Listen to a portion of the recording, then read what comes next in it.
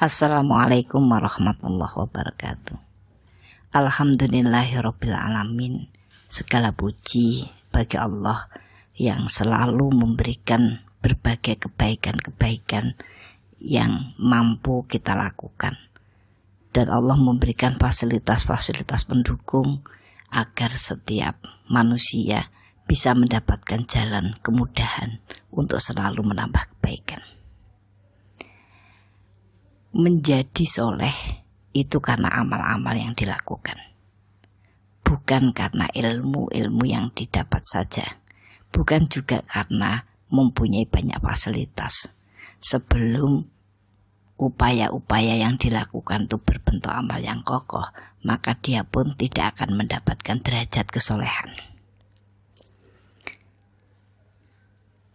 Umat muslimin yang berbahagia,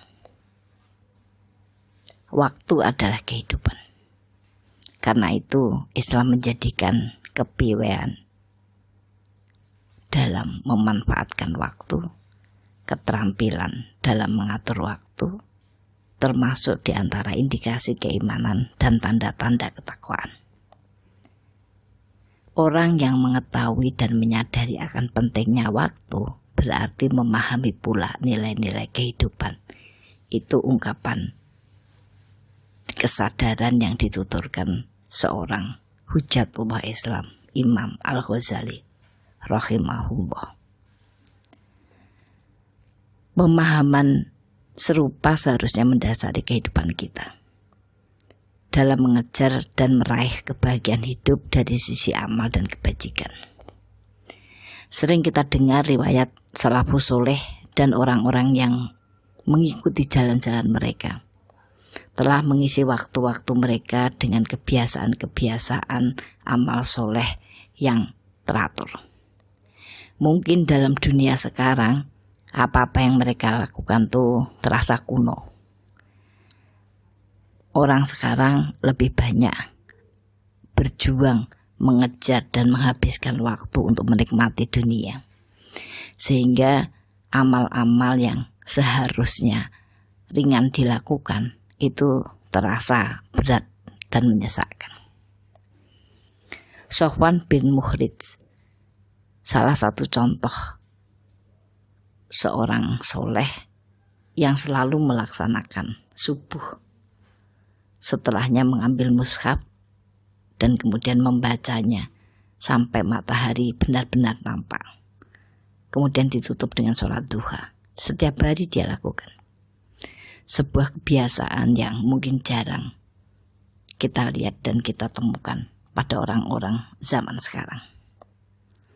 Sesungguhnya yang dilakukan Sofwan adalah sesuatu yang biasa saja baginya, ringan, bahkan itu dilakukan setiap hari.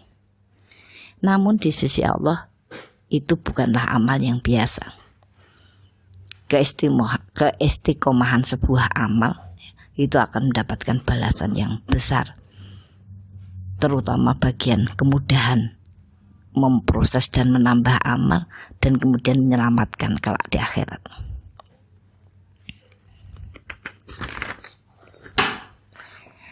Maka ada beberapa hal yang perlu kita sampaikan kepada jiwa kita, kita ingatkan kepada diri kita.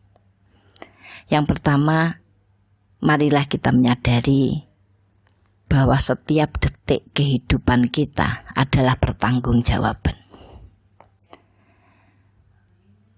Kadang kita tidak menyadari bahwa perjalanan kehidupan itu adalah sebuah perjalanan yang diperhitungkan setiap detiknya.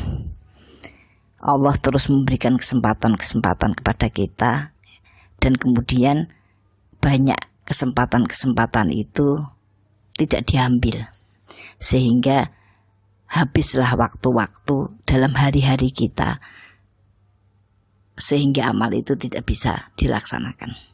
Berlalunya waktu pagi menjadi siang, berlalunya siang menjadi sore, berlalunya sore menjadi malam. Tetap saja kesempatan-kesempatan kebaikan kadang tidak terambil. Untuk itu marilah kita terus sampaikan kepada diri kita, pada jiwa kita, sesungguhnya waktu yang diberikan Allah kepada kita